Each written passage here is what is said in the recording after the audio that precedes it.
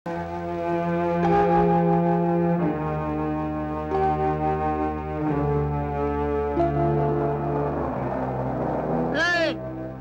తమ్ముడు, ఇదేమైనా నీ సొంత కోట అనుకున్నావా?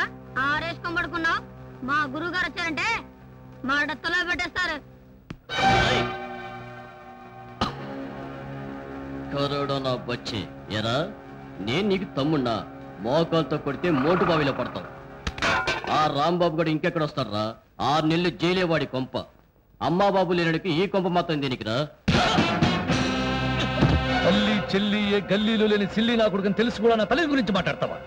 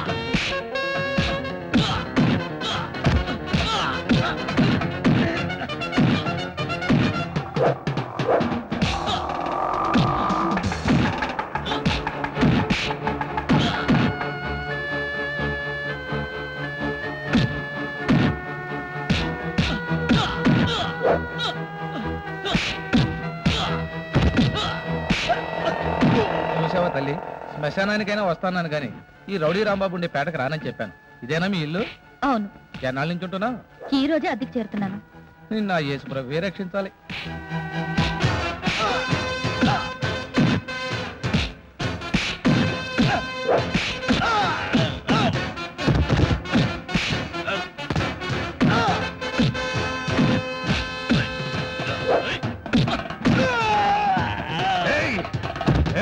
నా తల్లి గురించి వాడిని చంపద్దు.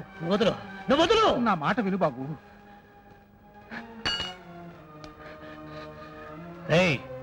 మళ్ళీ ఈ పేటలో ఎదురు పడితే అదర కొడితే వంగ పెడితే పంగ పెడతా చుబ్బునయ్యాల. రాంబాబు, ఎన్నాళ్ళు ఇలా అడ్డమైన కొట్లాటల్లో తిరుగుతావు? ఈ గొడవలన్నీ వదిలే బాబు, నీకు మంచి భవిష్యత్తు ఉంది. భవిష్యత్? భారతదేశానికి భవిష్యత్తు కనబడటం లేదు. నాలాంటి బాడ్కోకి భవిష్యత్తు ఎక్కడ తాత? అయినా తాడు బొంగరం వేలికి ఉంగరం లేనండి. నాకు భవిష్యత్తు ఉన్నా ఒకటే, లేకపోయినా ఒకటే. చూడు, స్వాతంత్ర పోరాటం జరిగే రోజుల్లో నీకు లాఠీ దెబ్బ దగ్గర రక్తం వస్తే ఆ రక్తం పక్కవాడి చొక్కా మీద చిందితే వాడు గొప్ప స్వాతంత్ర యోధుడైపోయి మంత్రి అయ్యాడన్నావా లేదా? అన్నాను బాబు. వాడి వారసుడు కూడా ఇప్పుడు మంత్రిగా ఉన్నాడన్నావా లేదా? అన్నాను. అంటే అర్థం ఏమిటో తెలుసా? పదవిలో ఉన్న మనుషులు బాగుపడతారు తప్ప ఈ దేశం బాగుపడదు అని.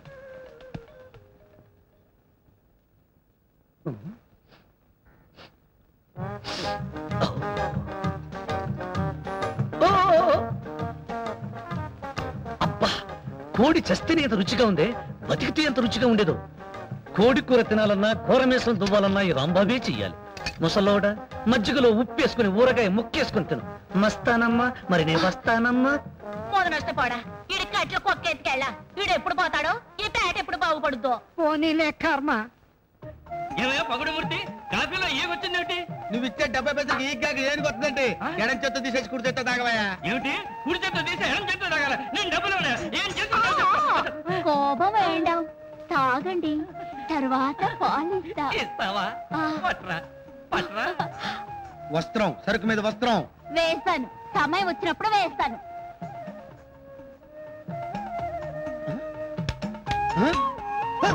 ఏం కావాలా నీకు? పువ్వు ఏంట్రా? అందులోంచి కింద దిగవా నువ్వు? ఏం కావాలి నీకు? పూరియా? పూరి కొంచెం తిప్పలయ్యి.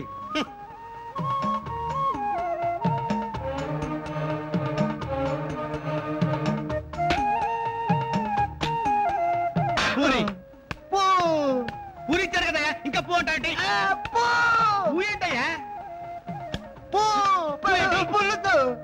ఆహా, అన్ని పూ సంబంధించినవే అడుగుతావన్నమాట. ఒరే కోటిగా, ఓ బకెట్ పులుసు తీసుకొచ్చి పడారా, నంచుకొని తింటాడు. గొప్ప బేరం దొరికిందా?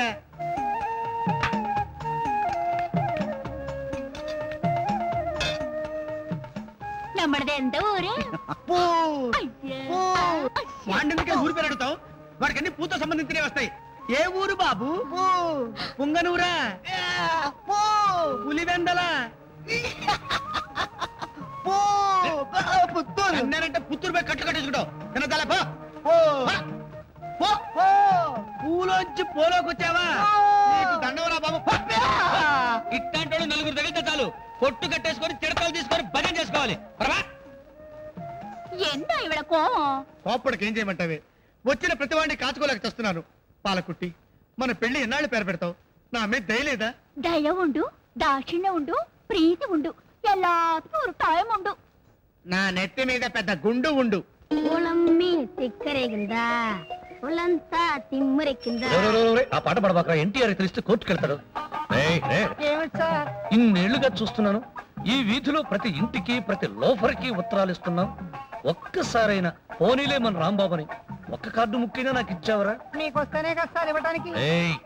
రాకపోతే నువ్వే రాసి నాకు ఇచ్చు కదిపే. కనీసం ఒక్క మనేడర్ తెచ్చి, ఇదిగో రాంబాబు ఈ 200 ఎదురింటి వాళ్ళకి వచ్చాయి, ఈసారికి నువ్వు తీసుకో అని అన్నావా? ఆ మాత్రం దయలేని వాడివి నువ్వేం పోస్ట్ మానేవరా? అవును, నీ జీతం ఎంత? 350 రూపాయలు 30 సార్. ఆ 75 పైసలతో ఒక ఉత్తరం కొని నాకు రాసిపట్టి. రాయలేవా? పోనీ 350 నాకు మనీ ఆర్డర్ చెయ్యి. ఏమిటి సార్ ఏడిపిస్తారు? పోస్ట్ డబ్బా ముఖం వేసుకుని నువ్వు నీ సైకిల్ లేవరా? ఈబే అలా బజార్ వెళ్ళి వస్తాను, నువ్వు ఇక్కడే ఉండు. నోరు మూసుకుని ఇంటికి కవరిస్తూ ఇక్కడే ఉండు, ఇప్పుడే వస్తా.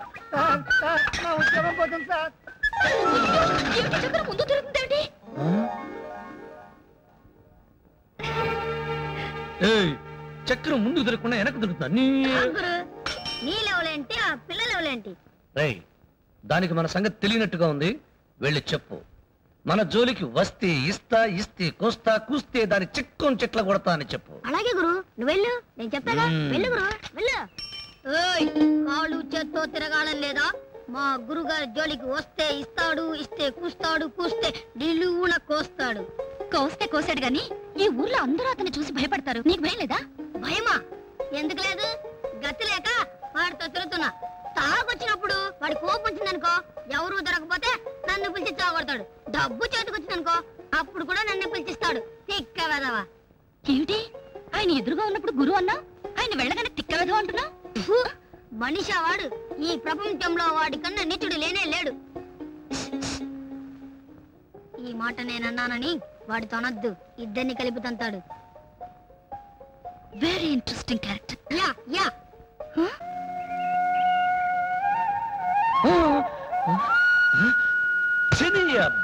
ఏమిటి? అందుకే కదా నిన్ను బర్రె అనేది. నా బర్రె మీ ఓనర్కి పాలు పోసి నా ముఖం మీద వచ్చి పోస్తావా? నీ చర్మం ఒలిచి చెప్పులు కుట్టించుకుంటా, నీ కొమ్ములు నరికి అమ్ముకు తింటా. నీ అబ్బ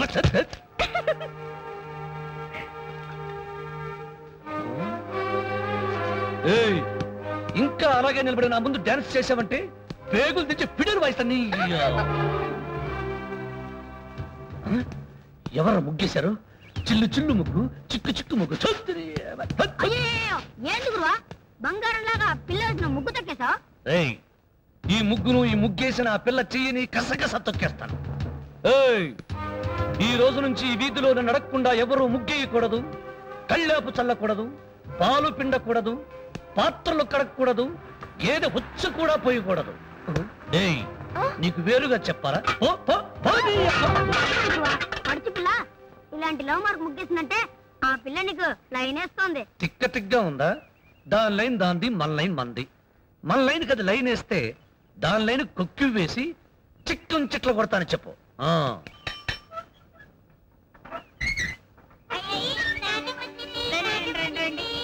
బంగారు తల్లి బిస్కెట్లు తీసుకొచ్చాగా. రండి అత్తయ్య. ప్రయాణం బాగా జరిగింది అత్తయ్య గారు? దేవుడి దయ వల్ల బాగా జరిగిందమ్మా.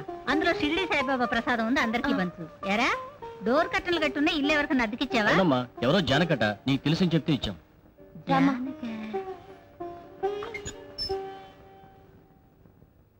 జానకి నువ్వా?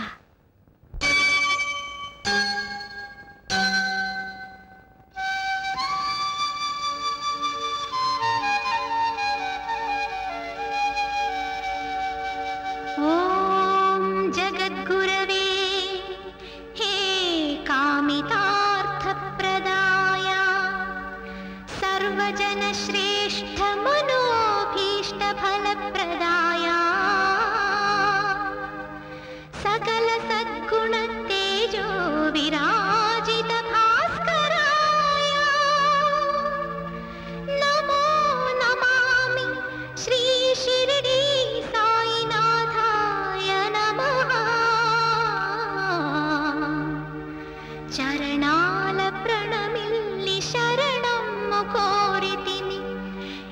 ఆర్తినార్థము తీర్చవయ్యా అభయము శుభముల సకల సౌభాగ్యముల కరుణించి కాపాడవయ్యా.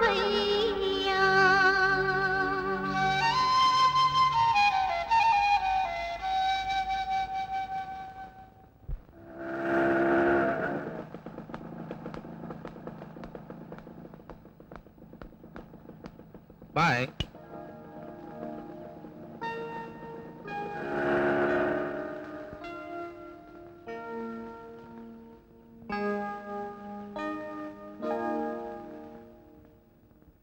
ఏమ్మా ఇంద్ర, తల్లిదండ్రి లేనిదానివి కదా అని నా ఇంట్లో గది అద్దెకిచ్చాను. నాతో పాటు సాయిబాబా గుడికి బయలుదేరిన దానివి ఎక్కడికెళ్ళావు? చెప్పమ్మా. కోటగిరి గారి అబ్బాయి నేను ప్రేమించుకుంటున్నాం. అతను రమ్మంటే. ఇంత రాత్రి దాకా నువ్వు అతని దగ్గర ఉన్నావంటే ఎంత దూరం వెళ్ళుంటావో నాకు అర్థమైంది. చూడమ్మా, పేదింటి పిల్లల్ని పెద్దింటి బిడ్డలు ప్రేమించేది డబ్బు కోసం మాత్రం కాదు, శరీరం కోసం. వెంటనే నిన్ను పెళ్లి చేసుకోమని నిలదీసి అడుగు, అతని నిజ స్వరూపం నీకే తెలుస్తుంది. ముసలమ్మ చెప్పింది కరెక్ట్ ఇందిరా. నీ రంగు నాకు నచ్చింది, నీ ఏజ్ నాకు క్రేజ్ ఇచ్చింది. ఫినిష్. ఇదిగో శుభలేఖ, రేపే నా పెళ్లి. బాయ్.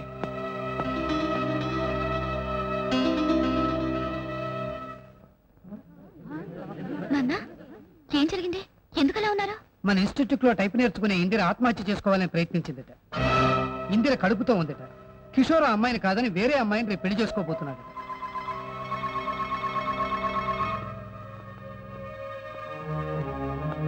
నన్ను క్షమించు జానకి.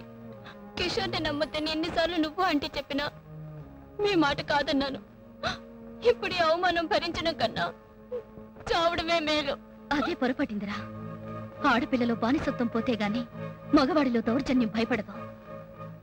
నీ తల మీద నిప్పులు పోసినవాడు తన తల మీద వేరే అమ్మాయితో తలంబరాలు పోయించుకుంటుంటే నువ్వు క్షమించినా మేము క్షమించాం.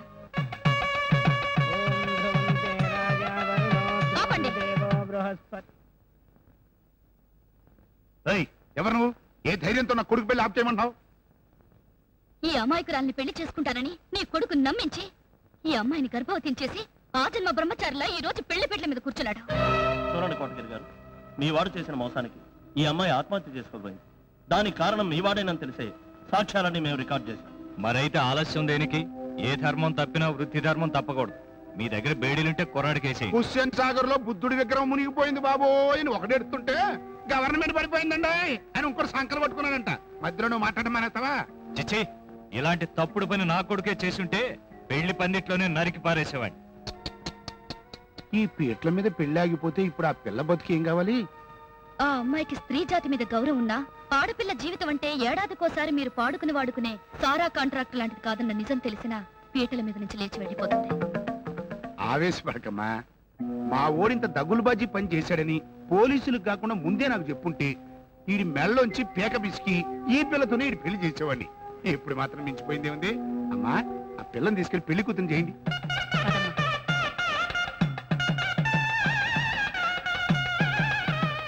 చూసేవా, కూటికి గతి లేని పిల్లని కోడల్ని చేసుకుంటున్నారు. భవిష్యత్తులో రాజకీయంగా నిన్ను దెబ్బ కొట్టాలనే ఇప్పుడు నేను ఈ చిన్న దెబ్బ తింటున్నా. హలో, ఆ పేద పిల్ల మా ఇంటి కోడలు కాదు, మా వాడి భార్య కాదు, బానిస. అప్పుడే నోరు జారకు. బానిసలా చూస్తే ఆ పాయింట్ మీద నిన్ను అల్లరి చేయిస్తాగా. పెళ్లికి ముహూర్తం ఉన్నట్టే ఎలక్షన్స్ కూడా ఒక ముహూర్తం ఉంది, అప్పుడు చూసుకుంటా.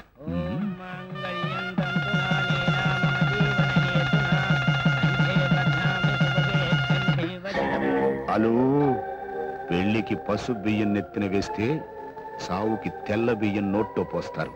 ఇప్పుడు పసుపు బియ్యం వేశాను, తెల్ల బియ్యం పోసే రోజు కోసం ఎదురు చూస్తూ ఉండు. జానకి, నువ్వు ఇక్కడ అద్దుకున్నావా? మీ నాన్నగారు ఏమయ్యారు? టైప్ ఇన్స్టిట్యూట్ ఏమైంది? మూసేశాం. నేను ఇప్పుడు రీసెర్చ్ చేస్తున్నాను సంపూర్ణమ్మ గారు, ప్రజాస్వామ్యంలో రౌడీజం అనే సబ్జెక్ట్ మీద. జాగ్రత్తమ్మా, ఈ పేటలో రాంబాబు అనే రౌడీ ఉన్నాడు. నేను అతని మీదే రీసెర్చ్ చేయబోతున్నాను. ఇది కాఫీ టీయా? కుడితే ఉందండి.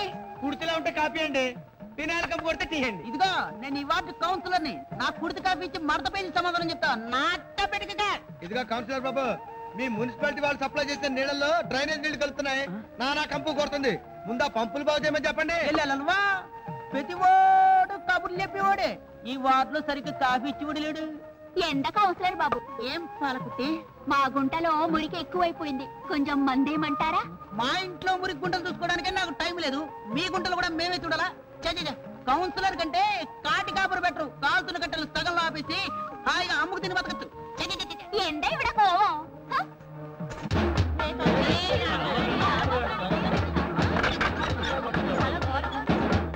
సంపూర్ణమ్మ గారు గొడవ. ఆ రౌడీ రాంబాబు ఎవరితోనో గొడవ పెట్టుకుని ఉంటాడు. నా రీసెర్చ్ పనికొస్తుందేమో, రండి పెడదాం. రామయ్య చెప్పు.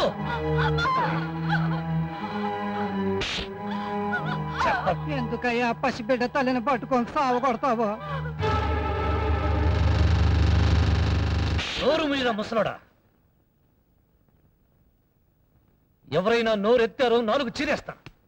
చెప్పవే, ఏం జరిగిందో అందరికీ చెప్పు, లేదా నీ బిడ్డ నేను బావిలో వేసేస్తాను.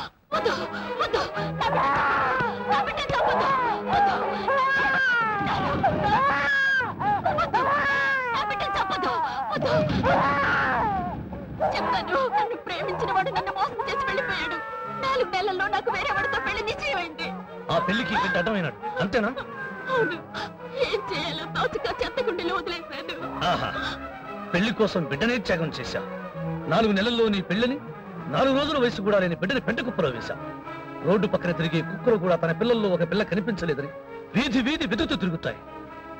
తన బిడ్డ కనిపించలేదని మూగగా ఏడుస్తాయి. కుక్కున్న నీతి నీకు లేనప్పుడు ఈ బిడ్డ మీద మాత్రం మమకారం ఎందుకు? వీడిని చంపేస్తే నీకే బాధ ఉండదు. వద్దండి, వద్దు, నా బిడ్డని తప్పొద్దు. ఏమయ్యా, జరిగింది ఏదో జరిగింది, ఆమె బిడ్డ నాకు ఇచ్చేయి. ఎందుకు ఇవ్వాలరా? వీడిలాగే ఈ పరిస్థితుల నుండి నేను ఏడుస్తూనే ఉన్నాను. 25 ఏళ్ల క్రితం ఎవరో దిక్కుమాలిన ఆడది నన్ను దొంగతనంగా కని అనాథని చేసి ఈ పేటలోనే చెత్తకుండీలో పడేసి వెళ్ళింది. 25 ఏళ్ల తర్వాత చెత్తకుండీ మారింది కానీ చరిత్ర మారలేదు. ఇలాంటి సిగ్గుమాలిన తల్లులు దేశానికి అనాథల్ని కనుగ్గా ఇస్తూనే ఉన్నారు. ఆ రోజుల్లో ఆకలితో ఎక్కే గడప దిగే గడప ప్రతి గడపలో పిడికడు ముద్ద కోసం నిలబడ్డాను.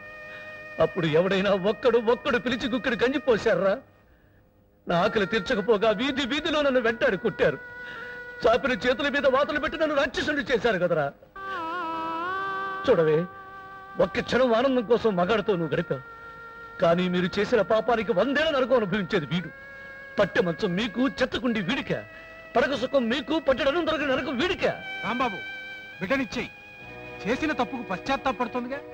ఇచ్చేస్తాను, దానికి సావమను. కానీ వాడి సంగతి ఏమిటి? వాడిని ఆదరించేది ఎవరు? నువ్వా నువ్వా నువ్వా? వాడికి నాలాగే ముద్ద పెట్టేవాళ్ళు ఉన్నారు. అప్పుడు వాడు రేపులు చేసే రౌడీగాను, రిగ్గింగులు చేసే గుండాగాను, బాంబులు విసిరే టెర్రరిస్ట్ గాను మారిపోతాడు. దేశంలో జనాభా పెరిగితేనే ఫుడ్ లేదు, రౌడీలు పెరిగితే బ్లడ్ కూడా ఉండదు. ఇలా చరిత్రకు ఎన్ని రక్తపు మరకలు రాస్తారే. పసిగుడ్డుగా కళ్ళు తెరిచిన పాపాయి మొదటిసారిగా ఆకలితో వెతికేది తల్లి రొమ్ముల కోసం. ఊహ తెలిసిన తరువాత వెతికేది తల్లి మమకారం కోసం. ఆ విషయాన్ని మర్చిపోయి తల్లి పాలలో తాచుపాము విషయాన్ని దాచిన జాతి మీద చెయ్యి. మీ కడుపులో పుట్టే కన్నా కడుపులోనే కుళ్ళిపోవడం మంచిది. సముద్రంలో పుట్టే బడబాగ్ని దిక్కుతోచగా తుఫాను రూపంలో ఒడ్డుకు చేరి అలసట తీర్చుకుంటుంది. అలాగే మన రాంబాబు కూడా తన గుండెల్లో ఉన్న బాధని కరువు తీరా మాటల్లో చెప్పాడు. కన్నీళ్లతో బరువు తీర్చుకున్నాడు.